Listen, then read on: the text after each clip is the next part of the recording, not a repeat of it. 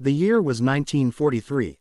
The Eastern Front was devouring men and machines, and the skies over Fortress Europe were increasingly dominated by the roar of American bombers and the contrails of British interceptors. Yet, in the quiet, desolate periphery of the conflict, far from the industrial heartlands of the Reich, small dramas unfolded that held the keys to the future. The Baltic Sea in the autumn was a slate-gray expanse, cold and unforgiving. It was a secondary theater, mostly utilized by the German Kriegsmarine for training, and the occasional reconnaissance incursion by Soviet or British aircraft seeking to gauge German coastal defenses. It was here, in the cold, pre-dawn hours of October 14, 1943, that the mundane routine of war was violently shattered. At an isolated German radar station, Stelling, Drossel, near the heavily fortified port of Swinemund on the Pomeranian coast, the operator, a young Oberstreiter named Klaus Richter, was sipping stale coffee and watching his screen. His job was tedious, tracking lumbering fishing trawlers and the expected, slow-moving Allied snoops. Suddenly, two new, unnervingly fast-moving contacts flared on the cathode ray tube. One was diving rapidly from the north, its speed suggesting an intercept vector. The other was rising steeply from the south, already possessing an extraordinary rate of acceleration. Richter assumed the textbook scenario. A lone, fast Allied reconnaissance plane, perhaps a de Havilland Mosquito, notoriously swift, had triggered an alert fighter scramble from a forward airfield. Nothing to panic about, but the subsequent reports were jarring. Whispers from the mist. Within minutes, muffled, fragmented radio chatter began coming from the few brave, or foolhardy, fishing boats offshore, their captains speaking in frantic, clipped German and Danish. Sway Flugzeug. Two aircraft, fighting, circling at impossible speed. It's low, so like two stones skipping on the water. The noise, the engine note, not ours, not the Russians. It screams. The German radar station, positioned slightly inland, lost the contact as the aircraft dropped below the coastal ridge. Richter logged the incident as a probable high-speed encounter, noting the peculiar intensity of the reports. But the event was not entirely lost to the void. Only one witness later gave a detailed, coherent statement, a Danish lighthouse keeper on the small island of Bornholm, peering through the morning mist with binoculars.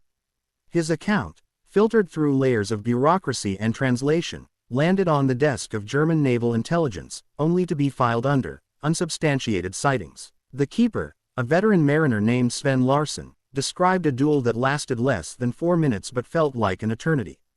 He saw two silhouettes whirling over the sea at low altitude, perfectly mirrored in their movements. They were so closely matched in speed and agility that neither pilot could gain a decisive advantage, a perfect, deadly balance of power that defied the usual brutal finality of air combat. Larsson identified one aircraft as a German fighter silhouette, unmistakable in its angularity. But the other, he insisted, was unlike any he had ever seen, sleek, almost unnaturally smooth, and moving with an effortless grace that seemed physically impossible for a machine of that size.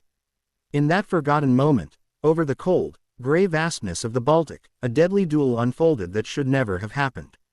A clash of machines and pilots that was a tactical zero-sum game, but which, unknown to its participants, would irrevocably change air warfare forever. In the aftermath, the priority for the German High Command was not the duel itself, but the possibility of a new Allied incursion vector. Signals Intelligence (SIGINT) and the Luftwaffe's technical wing were tasked with reconstructing the radar traces and analyzing the vague civilian reports. The German aircraft was quickly identified by the pilot's scrambled radio frequency and the estimated performance profile. It was a Messerschmitt Me-155 prototype. The Me-155 was one of the earliest, most esoteric German attempts at a dedicated high-altitude interceptor. Born of a desperate need to counter unescorted American heavy bombers cruising at 30,000 feet, the Me-155 was a strange hybrid, an attempt to mate the wings and tail of a Me-109 fighter with a completely new, lightweight fuselage and an immensely powerful Daimler-Benz engine, all optimized for thin air performance. Only a handful of these experimental prototypes had ever been flown, primarily from hidden testing fields and forward deployment sites in the north. The German pilot, Oberleutnant Erich Kloss, a veteran tester, was noted for his aggressive flying. The report confirmed Kloss had been conducting an unauthorized low-altitude stress test when he spotted the second, unknown contact and decided to engage. The official report stated Kloss returned to base, his Mi-155 severely stressed and his cannon rounds expended, with no confirmed kill. But the second trace, the opponent, didn't match any known Allied aircraft profile in the Luftwaffe's voluminous Flugzeugtypen catalogs. A profile of the impossible. The analysis of the unknown contact was baffling to the German engineers. Acceleration curve. It was too sharp, allowing the unknown plane to instantly bleed speed in a turn and then regain it with minimal effort. This suggested a power-to-weight ratio far superior to anything the Allies were known to field in 1943. Turn radius. It was impossibly tight. The Mi-155 was a fast machine, but this opponent was able to sustain a high G turn while holding its speed, a combination that defied the conventional aerodynamics of the time, suggesting massive, instantaneous control surface response. Top speed. Its sustained velocity, extrapolated from the radar data as the planes disengaged, rivaled the fastest experimental fighters of 1943, approaching 450 miles per hour at low altitude. The German intelligence report concluded that the opponent was either an extremely modified, heavily supercharged Soviet fighter or, more likely, a Soviet experimental prototype utilizing captured German or British technology, a chilling prospect in itself. The ghost in the machine. Decades later, after the war's conclusion, when researchers finally gained access to the vast, interlinked Allied and Axis archives, the mystery deepened. Analysts painstakingly compared the reconstructed Baltic radar profile against thousands of blueprints, technical specifications, and cancelled project files from the Royal Air Force (RAF), the United States Army Air Forces, and the Soviet Air Force (VVS). They found no record of any aircraft that even remotely resembled the Baltic contact. It was not the P-51 Mustang, which was still gaining notoriety. It was not the Spitfire 14, whose power was prodigious but whose airframe profile did not match. It was not any known Yakovlev or Lavochkin prototype from the VVS. The physics simply didn't add up to an operational Allied machine. Except for one. Deep in the classified archives of the British Ministry of Aircraft Production, under a file marked Project P9, lay the blueprints for a highly experimental design, a fighter optimized for low-altitude speed, utilizing a revolutionary new laminar flow wing and advanced, high-lift flaps. The project had been deemed too costly, too complex, and too materials-intensive to justify production, and was officially cancelled before flight testing in late 1942. The blueprint's performance estimates, the type turn radius, the blinding acceleration, matched the German radar trace perfectly. The dimensions matched the lighthouse keeper's description. The Duel was real, the aircraft was real, but officially, it never existed. It was a phantom, an advanced design whose presence over the Baltic in 1943 was a technological and historical impossibility, yet undeniable in the radar echoes of the forgotten German station. The two nations had unwittingly tested the future of air combat against each other, in a vacuum of intelligence, years before either side was ready to admit such technology was even possible. The only way to fully grasp the event that transpired over the Baltic Sea that morning was to fuse the fragmented evidence. The raw, choppy radar plots from Stelling, Drossel, the bewildered eyewitness testimonies from the fishing fleet, and the surprisingly accurate visual descriptions provided by the Danish lighthouse keeper, Sven Larsson. Through this tedious, painstaking combination of accounts and reconstructed flight paths, historians and air warfare analysts were eventually able to piece together the extraordinary sequence of the duel. It was less a typical World War II dogfight and more a technological test run, a clash between two vastly different philosophies of air superiority. The German initiation, a test of verticality. The German pilot, Oberleutnant Erich Kloss, flying the experimental Mi-155 prototype, was a pilot of immense skill, confident in the brute power of German engineering. His aircraft was designed for one purpose: speed and climb rate at altitude. Kloss spotted the intruder at wave-top height, a low-flying, dark shape hugging the sea surface to evade radar. Kloss initiated a textbook slashing dive attack, intending to use the Mi-155's superior speed to make one quick pass. But the moment the Mi-155 committed, the unknown aircraft demonstrated its frightening, unparalleled agility. Instead of attempting a lateral escape, the expected response, the intruder pulled an impossible vertical climb, a maneuver so steep and immediate that it defied the known limits of inertia and aerodynamics for a propeller-driven aircraft. It seemed to hang briefly on its prop, defying gravity, before dropping behind Kloss in a single, fluid, inverted arc. The descriptions given by the fishermen were visceral. The strange one turned like it had no weight. This wasn't merely a tight turn. It suggested extreme efficiency at low speeds and the presence of advanced high-lift devices or revolutionary control surfaces that generated lift where other planes would stall and tumble. The vicious dance of parity. Klaus, a veteran of the Eastern Front, was stunned. His high-altitude interceptor was now being humiliated at low altitude. He tried every known tactic. Zoom climbs, attempting to use his sheer engine power to outdistance the opponent. Barrel rolls, attempting to confuse the targeting solution. And rapid dive escapes, trying to force the unknown craft to pull high-G maneuvers that should have caused a structural failure. But the intruder was a shadow. It stayed glued to his tail with terrifying ease. Its power-to-weight ratio allowed it to accelerate out of turns that should have scrubbed off massive amounts of energy. The pilot of the Phantom craft was either a genius or was flying a machine that made the impossible routine. The duel settled into a close-quarters dance, pushing the limits of the Mi-155's experimental airframe to its breaking point. Twice the Mi-155 managed to break contact, using shallow dives to build speed, a maneuver Klaus knew the lumbering, less powerful German fighters of the time couldn't follow. Twice the intruder reeled him back in, using a combination of powerful acceleration and an impossibly tight turn radius that closed the gap instantly. The combat moved lower and lower, skimming the waves, forcing both pilots into high-stakes, low-air maneuvering. The fishermen reported seeing geysers of spray where the wingtips narrowly missed the water's surface, a terrifying visual indication of the speeds involved. The interlocking corkscrews. Then, at the climax of the duel, the physics of 1943 seemed to utterly dissolve. Klaus, desperate, initiated an extreme, high-speed vertical maneuver, a simultaneous spiral and dive, designed to break the lock by forcing the opponent into a difficult sustained vertical turn while managing immense speed. The unknown aircraft did not disengage. Instead, both aircraft executed a maneuver so unusual that the radar operators at Stelling, Drossel, initially thought their screens had malfunctioned. The two traces merged, then separated in a continuous, tight double helix motion, executing a simultaneous high-speed counter-spiral dive, forming interlocking corkscrews of vapor above the water as they descended toward the sea.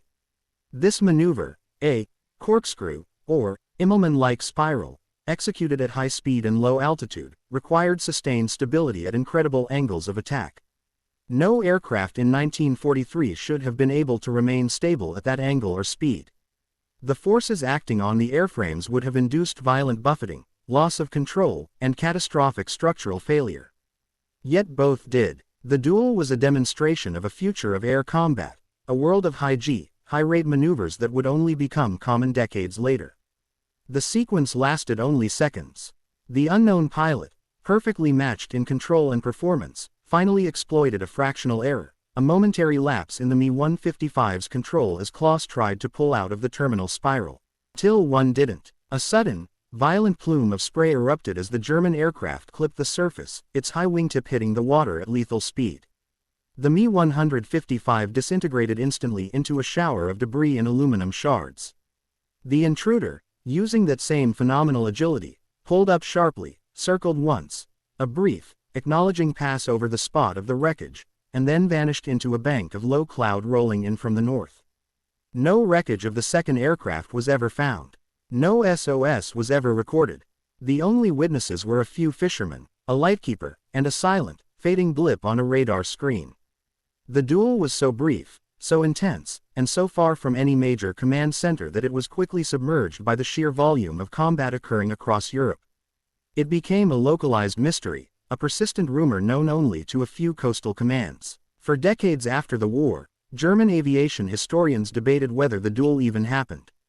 Was it a pilot's hallucination? A misidentified meteor? The only tangible piece of evidence arrived when researchers, decades later, accessed declassified German naval logs that confirmed that a patrol boat recovered pieces of an Mi-155 engine casing, specifically a section of the Daimler-Benz DB605 prototype casing, that same morning, approximately 30 kilometers northwest of Swinemund. The pieces were stamped with prototype serials, confirming the pilot and aircraft involved. The duel was real. This left the core question: why did no Allied nation claim responsibility for the mysterious aircraft?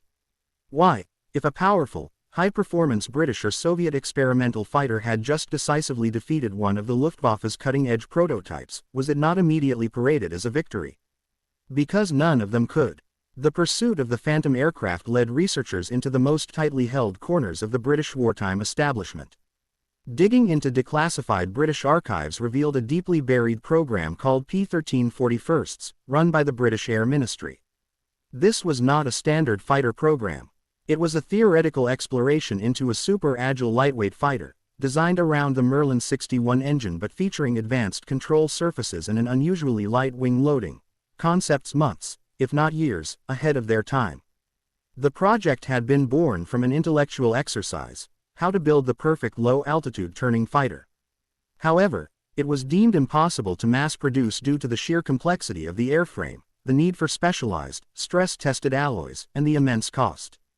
The RAF officially cancelled P-1341 before prototypes were formally completed or inducted into the official testing program. The unacknowledged trial, but the archive was not silent. Tucked into the records were obscure internal memos between the project director and the chief test pilot. These memos hinted that one testbed, one single operational prototype, might have been flown off record, bypassing the official bureaucracy and the stifling control of the Ministry of Aircraft Production. One line, scrawled in faint pencil in the margin of a progress report, appeared again and again in relation to the lone, undocumented prototype.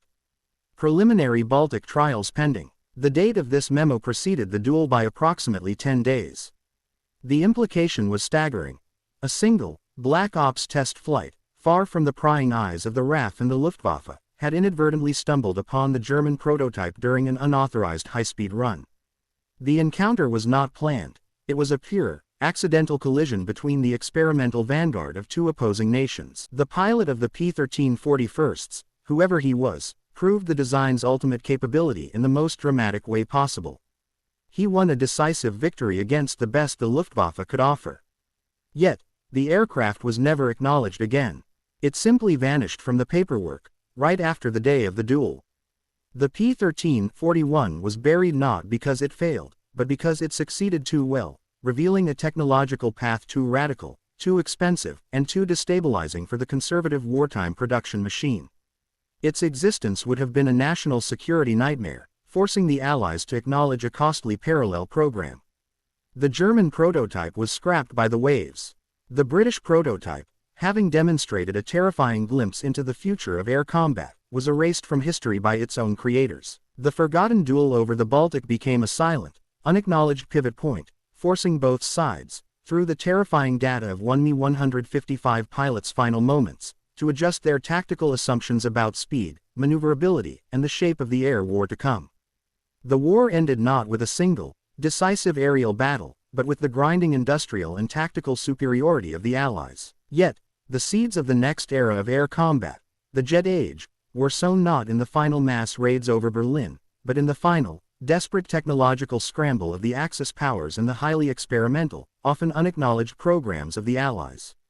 Immediately following the Axis collapse, the victors, America, Britain, and the Soviet Union, pored over captured German technical documentation.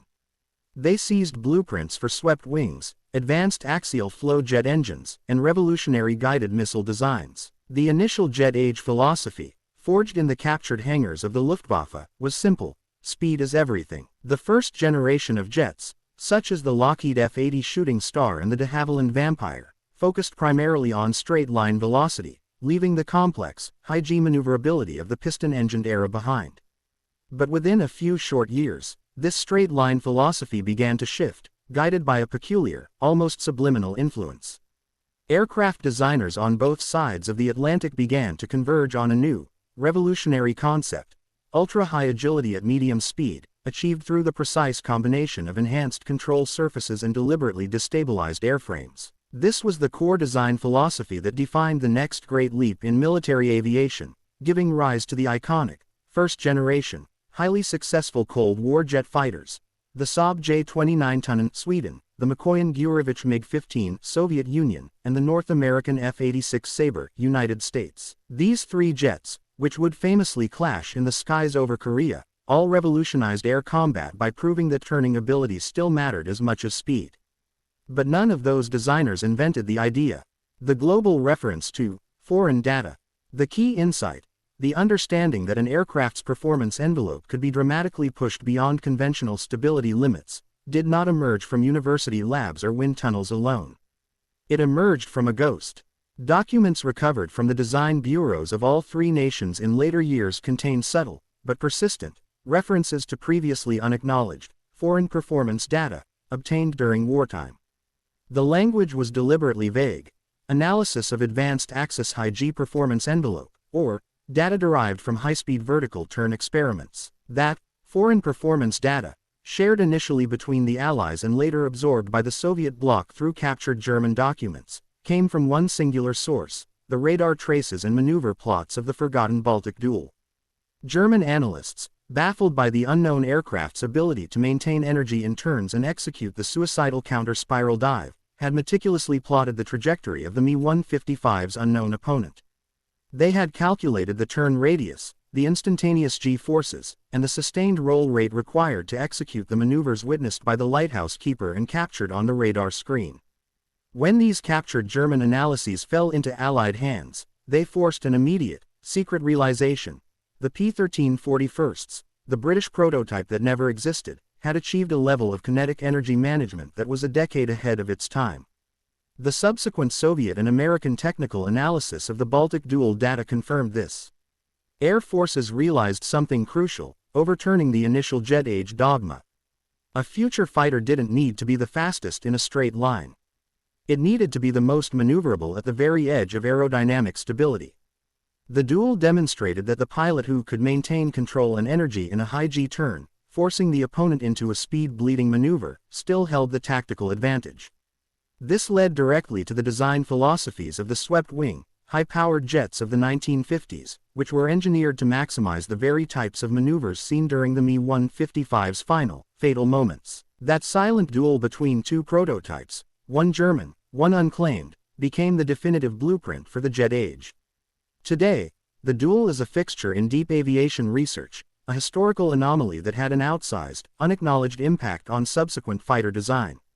Yet, for all the certainty regarding its technical legacy, the human and strategic context of the Duel remains shrouded in questions, debated by aviation historians and Cold War analysts. Three key mysteries continue to fuel speculation and keep the official file tantalizingly open. 1. Who flew the unidentified aircraft? The pilot of the P-1341 was a master, capable of exploiting a prototype's extreme performance to its absolute limit, a man who decisively proved a radical design philosophy. Yet, no nation ever admitted responsibility for the flight, nor was any pilot ever officially debriefed or credited. If the pilot was British, he was likely a top experimental test pilot for the Ministry of Aircraft Production, operating under the deepest secrecy. The fact that he was never publicly acknowledged suggests his identity was either immediately suppressed to protect the project's existence, or that he was transferred, disappeared, or even executed to ensure the secret remained buried. The most enduring theory suggests the pilot was either killed shortly after the flight in an unrelated, unrecorded crash, or was a foreign national, perhaps American or Polish, flown in specifically for the unauthorized trials, making their erasure easier. 2. How did it perform maneuvers no Allied aircraft of 1943 could survive? The technical puzzle remains profound. The Mi-155 was driven by a powerful piston engine, yet the performance envelope of its opponent resembled post-war jet fighters, not piston-engine prototypes. The likely answer lies in the P-1341's highly advanced aerodynamic features. Laminar flow wing. The wing profile, if constructed correctly, would have drastically reduced drag, allowing the aircraft to retain speed in turns and climbs where the Mi-155's conventional wing would have bled energy. Advanced flap system. The prototype likely utilized highly powerful, possibly hydraulic-assisted Fowler or slotted flaps linked to the ailerons, capable of being deployed rapidly to momentarily increase lift and decrease the turning radius, the mechanical secret behind the impossible vertical climb. Lightweight construction. If stripped of non-essential equipment, radio, armor, self-sealing tanks, the prototype's high power-to-weight ratio would have given it the instantaneous thrust advantage necessary to maintain speed during the corkscrew dive. The aircraft survived the incredible G-forces of the Duel because it was designed to be dynamically unstable, utilizing advanced control surfaces and a meticulously clean airframe to operate on the razor's edge of failure. 3. Why were all official records sealed until the 1980s? The timing of the declassification, nearly 4 decades after the event, suggests a direct link to early Cold War intelligence sharing and the extreme sensitivity of the Duel's technical findings. The Soviet Union's MiG-15 was a phenomenal turning fighter, and its rapid emergence in 1950 took the West by surprise. The P-13-41 data, proving the validity of the high-agility approach, would have been considered paramount to national security for 2 reasons. Source protection, revealing that the RAF had this data, and that it originated from an undocumented prototype, might compromise the source or the technical team that executed the test. Strategic denial. If the West had officially acknowledged the P-13-41s, they would have also had to acknowledge that the technology was available years earlier, prompting questions about why they had initially dismissed the concept for mass production, potentially exposing a strategic mistake. The sealing of the records was a final, collaborative act of suppression, a shared silence maintained for decades by the UK, US, and the Soviets, all of whom had benefited from the technical knowledge extracted from the final movements of Oberleutnant Klaus's Me-155. The legacy of the Phantom. The story of the Baltic Duel is a testament to the fact that technological evolution is often random, accidental, and often deliberately obscured. The lighthouse keeper saw a fight between 2 ghosts, the radar operator saw an impossible trajectory. Only one artifact survived to represent the forgotten clash, a faint, grainy radar photograph salvaged from the German archives, showing 2 luminous traces locked in a downward spiral, flying as if tethered by an invisible thread, a perfect geometric illustration of aerodynamic parity. It remains the only concrete evidence of a duel that officially never occurred. Yet, its impact was profound. Every advanced fighter plane that followed, from the F-86 Sabre and the MiG-15 to the later F-16 Fighting Falcon, which championed controlled instability, is an indirect descendant of the P-13-41's unacknowledged victory. A forgotten duel over the Baltic, a mere 4 minutes of intense combat between 2 experimental pilots, did not win the war, but it fundamentally changed air warfare forever.